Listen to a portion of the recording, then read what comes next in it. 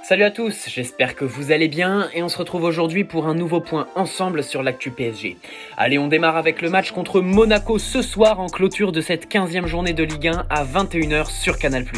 À l'exception de Verratti qui a ressenti une douleur après l'entraînement d'hier, tout le monde est disponible. Et s'il s'est entraîné à part ces derniers jours, Neymar est bien prêt. Après le match nul plus miraculé que mérité au Bernabéu mardi soir, Paris doit ramener les 3 points avec la manière et creuser l'écart avec un nouveau dauphin bien installé mais encore loin de nous concurrencer. Allez, on passe au rayon rumeur avec un dossier de longue date. Selon Foot Mercato, et même si ce serait son agent qui aurait sollicité le PSG en premier, Leonardo tenterait un nouveau coup à la Icardi et discuterait d'une possible arrivée d'Alan cet hiver dans le cadre d'un prêt avec une option d'achat obligatoire. Excellent en fin d'année 2018, le milieu brésilien ne semble pas avoir digéré son départ avorté au PSG l'hiver dernier. En effet, Alan était d'accord avec Paris, mais Naples a mis un frein au dossier avec des demandes financières assez folles. Depuis, le Brésilien peine à retrouver le niveau qu'il avait sous les ordres de Maurizio Sarri. Un départ vers Paris l'intéresse toujours, d'autant plus que la situation conflictuelle avec son club devrait jouer en sa faveur et celle du PSG. Un an après, Alan pourrait enfin être en mesure de rejoindre Paris. Une affaire à suivre. Toujours en Italie, toujours pour un prêt, mais à la Juventus cette fois, c'est Emre Can qui pourrait aussi rejoindre le PSG sous la forme d'un prêt assorti d'une option d'achat obligatoire qui permettrait à la Juventus de ne plus payer le salaire au milieu de 25 ans et ainsi diminuer le prix que les dirigeants turinois réclament. Les 30 millions d'euros requis initialement pour faire venir l'Allemand pourraient donc être revus à la baisse en cas d'offre de prêt. Pour Mattia De Sciglio, c'est un peu plus direct. En effet, Leonardo souhaite revenir à la charge et serait prêt à transmettre une offre ferme de 25 millions d'euros à la Juventus pour récupérer De Sciglio dès le début du mercato hivernal. À suivre, mais notons que ce dossier semble le plus crédible actuellement. Toujours à Turin et selon Calcio Mercato, Leonardo aurait coché le nom de Rodrigo Betancourt, milieu de terrain uruguayen de 22 ans. À la Fiorentina, c'est le père et agent de Federico Chiesa que le directeur sportif parisien aurait rencontré selon la Repubblica. À noter la préférence du joueur pour la Juventus qui est aussi sur le coup. En Angleterre, l'arrivée de Mourinho n'aurait pas changé la donne sur le dossier Eriksen. Le milieu danois de 27 ans sera libre en juin prochain et veut aller voir ailleurs après 7 ans passés à Tottenham.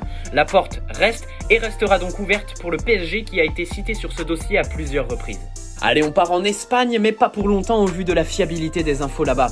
Selon Bleacher Report, le PSG serait à l'affût dans le dossier Gareth Bale. Le Gallois n'est plus en odeur de sainteté à Madrid et se cherche une porte de sortie. Paris pourrait en être une. James Rodriguez attendrait la prochaine Copa América et compterait dessus pour convaincre des clubs comme l'Inter Milan ou Paris de le faire signer. Évalué à 50 millions d'euros par Florentino Pérez, le Colombien de 28 ans aurait une préférence pour Paris. De son côté, Marca annonce que si la porte est plus que jamais fermée pour un départ de Vinicius Junior en janvier, la donne pourrait être bien différente à l'été 2020. Si sa situation personnelle ne s'améliore pas avec le Real Madrid, sa direction ne serait pas contre une vente et forcément le PSG est cité comme possible acheteur. Mais bien sûr, on prend tout ça avec des pincettes. On sait tous que l'Espagne n'est pas synonyme de fiabilité. On passe au marché des entraîneurs avec Massimiliano Allegri qui a été cité du côté du Bayern, de Tottenham et plus récemment d'Arsenal où notre pauvre Emery ne sort pas par la grande porte. En réalité, dès qu'un banc prestigieux se libère, Allegri est placé en favori. Mais le coach italien est déterminé à aller au bout de son année sabbatique et ne souhaiterait pas reprendre de banc en cours de saison. Allegri a les idées claires et une destination en tête, le PSG. Reste à savoir si Tourelle va relever le défi de faire une grande saison avec Paris et si Leonardo serait prêt à se séparer du coach allemand pour Allegri qui apprécie beaucoup le PSG. Au niveau des prolongations, c'est Juan Bernat qui s'est prononcé au micro de RMC Sport. J'espère pouvoir prolonger. Je ne sais pas quand ça va se confirmer, mais je pense que les choses vont bien. J'espère rester de nombreuses saisons. Le public m'envoie beaucoup d'affection et je l'en remercie. J'essaye de leur rendre en donnant tout sur le terrain. L'année dernière a été très bonne. Cette saison, j'ai l'envie de faire encore mieux, de progresser et de bien faire les choses. J'ai bien commencé et je veux continuer comme ça. Je suis très content ici, j'aime beaucoup jouer au PSG. Idem pour Draxler qui est lié au PSG jusqu'en 2021 et qui se verrait bien prolongé. Le coach me donne le sentiment d'apprécier mes qualités. Je me sens chez moi dans ce club et à Paris. Il n'est pas impossible que je prolonge mon contrat avec le PSG.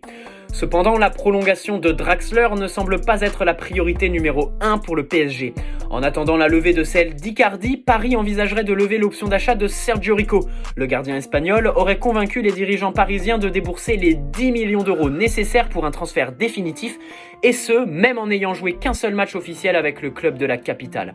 On passe à l'infirmerie que Verratti a rejoint encore une fois et que Kehrer va quitter.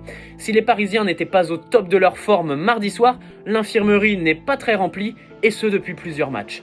Chez les anciens, c'est Ezequiel Lavezzi qui a annoncé sa retraite cette semaine. 161 matchs, 35 buts et 18 passes décisives avec Paris, l'Argentin aura surtout marqué le PSG par sa joie de vivre et ses pitreries en dehors du terrain. El Pocho sera toujours le bienvenu à Paris, où il est très apprécié.